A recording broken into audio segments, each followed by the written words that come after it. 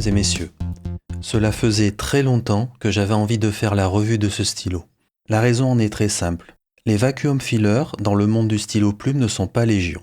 Alors je vais peut-être en oublier, mais grosso modo nous en avons un chez Pilot, quelques-uns chez Visconti dont c'est un petit peu la spécialité. Il y a aussi chez Gravitas. Tiens, j'y pense à l'instant, il y a aussi un modèle chez Santini. On pourra noter déjà que dans ces 4 marques, on est entre du moyen et du haut de gamme. Et puis après, nous avons Navalure, Pen BBS. Et j'en arrive au stylo qui va nous intéresser aujourd'hui, l'Asvine V126. Il est d'ailleurs certainement le moins cher de tous les stylos que je viens de citer. Par ailleurs, j'ai trouvé que c'était le bon moment pour faire cette revue. En effet, nous avons eu le droit récemment à 2 nouvelles finitions et vous aurez l'une d'entre elles sous les yeux. Comme toujours, nous allons regarder ces stylos de plus près et je vais, si vous êtes d'accord, me focaliser sur la nouvelle version en particulier, tout en sachant que tout ce qui est manufacturing est assez constant chez Asvine, c'est-à-dire que les 3 stylos auront les mêmes qualités et les mêmes défauts.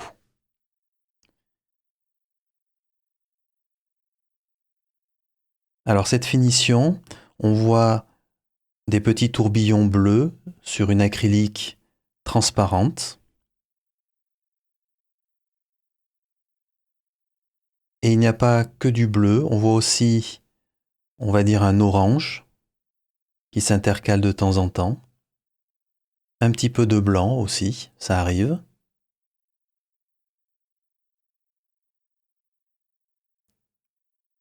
C'est très joli. J'aurais personnellement préféré que ce soit un petit peu plus dense. C'est quand même très aéré. J'aurais préféré un petit peu plus de tourbillons, un petit peu en transparence. Ça reste cependant une belle finition. J'aime bien aussi qu'ils aient mis tout ce qui est clip, anneaux, etc. en noir. Je trouve ça assez joli.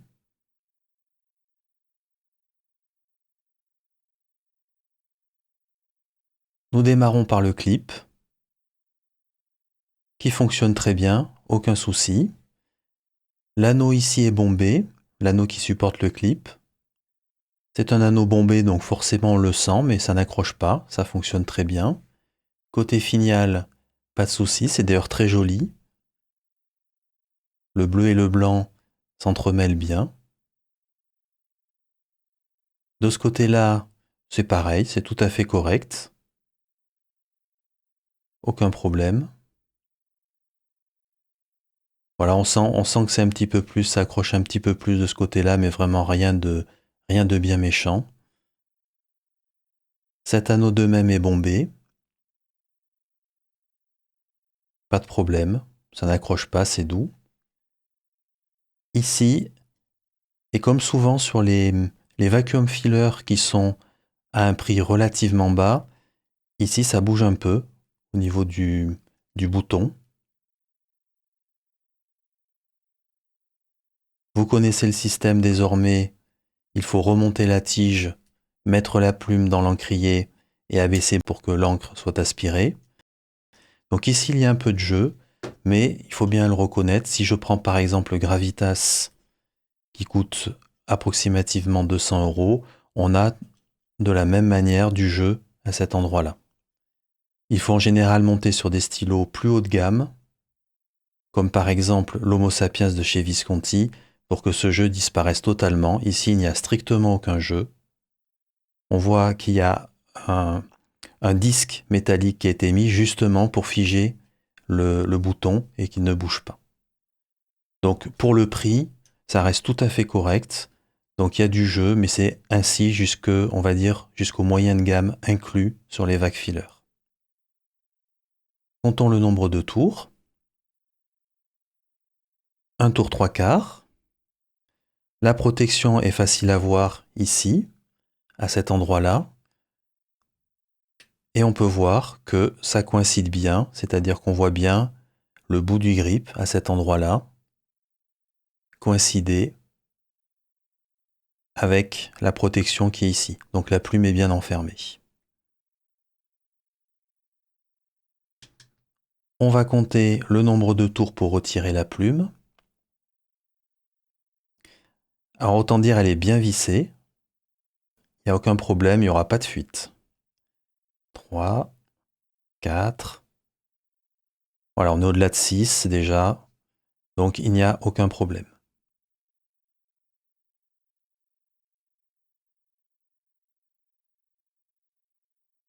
C'est très bien fait de ce côté-là. Il n'y aura pas de souci. Un vac filler, en général, ça s'ouvre à cet endroit-là. Alors pas tous, bien entendu.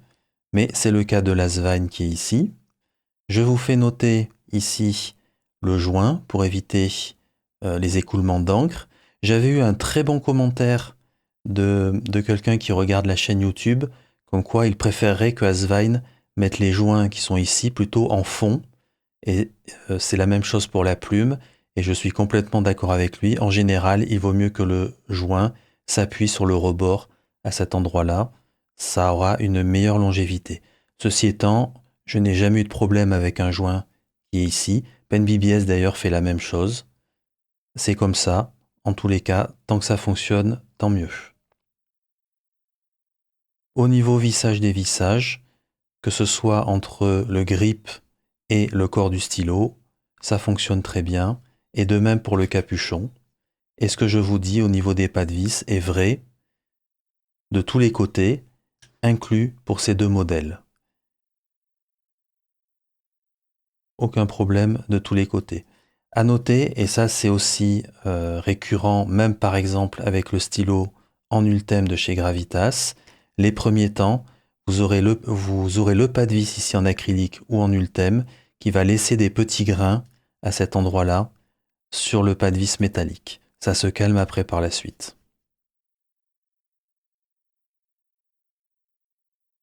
J'en profite pour vous montrer d'un peu plus près les deux autres finitions. Alors ne regardez pas trop la plume parce que j'ai changé la plume sur ces deux stylos, la finition ambre et la finition bleu givré. J'ai mis une plume Blue Dew. Donc ici nous sommes sur une couleur ambre. Personnellement je trouve que c'est très joli.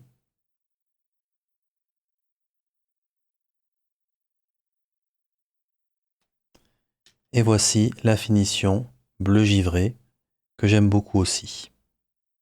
D'autant plus que sur la finition bleu givré, on a une sensation de solidité un petit peu supérieure. On a l'impression que l'acrylique est plus épaisse.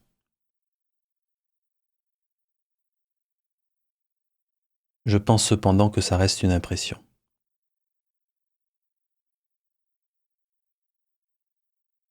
Pour conclure cette revue de plus près, nous avons affaire à un stylo qui est très bien fait. Il n'y a vraiment pas grand-chose à lui reprocher. Bien entendu, le bouton du côté où on dévisse pour activer le vacuum filler a du jeu.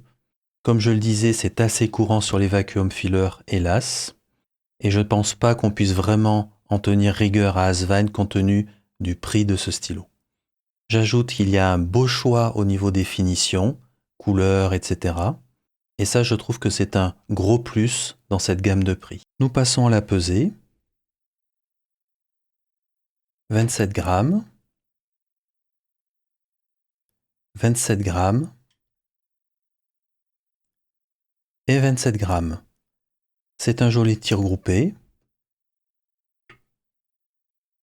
Le corps, 18 grammes.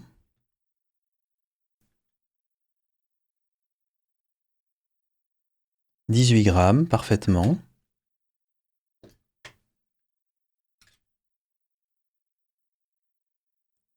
Et pour la troisième fois pile poil, 18 grammes. Il y a un beau contrôle, une belle régularité dans la fabrication de ce stylo. J'ajouterai pour terminer que nous sommes en présence pour un stylo d'un poids tout à fait normal. Faisons-nous une idée des dimensions de l'Asvine V126 par comparaison avec plein d'autres stylos vacuum filler. Ici nous avons l'Homo sapiens de chez Visconti, le Pilot Custom 823, ici le Gravitas Ultimate Vac, le Navalure Original Plus, le Pen BBS 456 et bien sûr l'Asvine V126. Le moins qu'on puisse dire, c'est qu'ils sont pratiquement tous de la même longueur, sans problème. En termes de diamètre, on est vraiment aussi sur des choses similaires, avec bien entendu le Visconti Homo sapiens un petit peu plus gros que les autres. En termes de prix, je tiens à vous faire noter, j'ai mis approximativement par ordre de grandeur les prix du plus cher jusqu'au moins cher.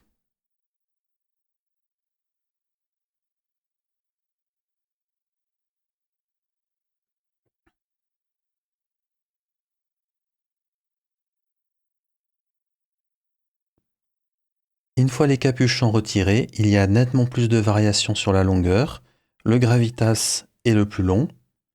Et après, nous avons le Navalure, mais de très peu, et approximativement tous pareils, le Visconti, le Pilot, le, euh, le Pen BBS, et sans oublier la Svein.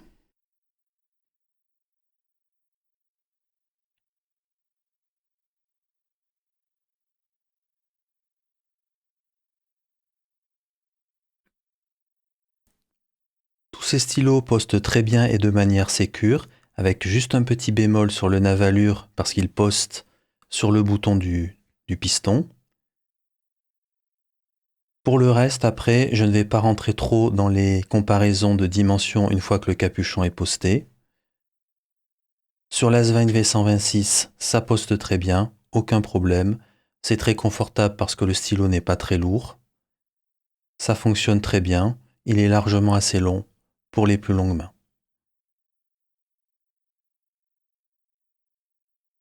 Nous passons au test d'écriture, mais d'abord, quelques mots rapides sur le confort.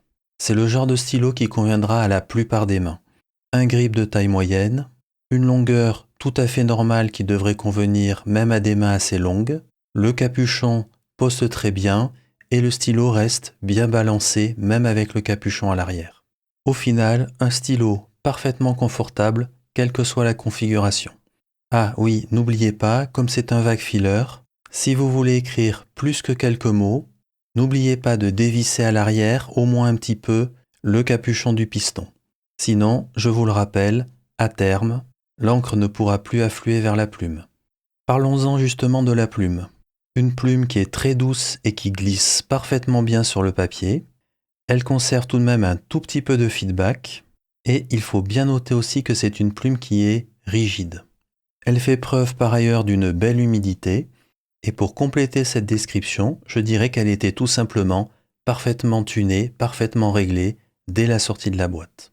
Nous retrouvons donc toutes les caractéristiques habituelles des plumes à Svein, inclus une belle régularité quant au tuning de la plume lorsque la plume arrive.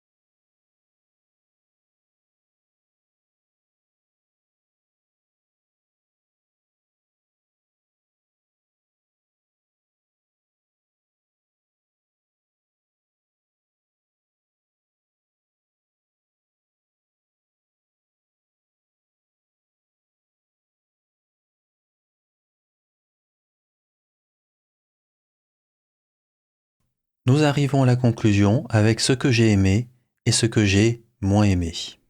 Je commencerai par dire que le manufacturing est très bon, et ceci pour les 3 stylos V126 que je possède. Il y a une belle régularité dans le manufacturing de Asvine, en tous les cas pour ce modèle. Quelques mots sur le prix, alors disons-le clairement, le rapport qualité-prix est excellent. Et ce qui ne gâche rien, c'est qu'en plus, vous avez tout de même pas mal de choix du côté des finitions, il y en a un peu pour tous les goûts. Le stylo est parfaitement confortable quand on écrit, le capuchon poste très bien à l'arrière, il ne poste pas sur le bouton du vac filler, et le stylo reste parfaitement équilibré. Donc vous pouvez le poster ou pas, ça fonctionnera très bien. Enfin la plume de chez Asvine qu'on connaît très bien. Comme j'ai tout de même pas mal de stylos Asvine, je peux vous affirmer qu'il y a une belle régularité dans le manufacturing de cette plume. C'est vraiment très rare de voir arriver une plume qui est mal réglée. De manière générale, ce sont des plumes qui glissent parfaitement bien et qui sont très agréables à utiliser. Ce sont vraiment de très bonnes plumes. Il ne faut cependant pas oublier que ce sont des plumes rigides. Donc si vous n'aimez pas les plumes rigides, c'est peut-être pas la meilleure plume pour vous. Je passe à ce que j'ai moins aimé. Alors, j'ai quand même décidé de mettre ce point-là. Même si je dois bien le reconnaître, j'ai quand même hésité compte tenu du prix du stylo. Le petit bouton qu'il y a à l'arrière qui permet d'actionner le système du vac filler, il a une petite tendance à bouger quand il est desserré. Alors, ne vous en formalisez pas trop. Si je mets de côté les stylos Visconti qui ont un vac filler, je pense pouvoir dire que tous les vac fillers que je connaisse ont ce problème, et ceci inclut des stylos à, par exemple, 200 €. Pour terminer cette revue, il y a une ou deux choses que je voudrais dire. Quand on parle de stylos classiques, on pense tout de suite un peu plus dans le haut de gamme, à Pélican, Montblanc, Visconti, etc. On peut penser aussi dans les stylos moins chers à un Lamy Safari ou à un Pilot métropolitain. Mais on ne pense jamais aux stylos chinois. Eh bien, pour moi, il y a 2 stylos chez Asvine qui pourraient très bien un jour devenir des standards. Le P20 et le V126. À ce prix-là, à cette qualité de manufacturing-là, et j'ajoute à cette qualité de plume-là, on peut rajouter un vrai choix dans les finitions. Eh bien, je ne vois pas grand monde en face de ce V126. Alors, je le reprécise, à ce prix-là, car nous sommes face à un rapport qualité-prix exceptionnel. C'était la revue de l'Asvine V126. Je vous remercie pour votre attention et à bientôt. Why do you believe in what you see?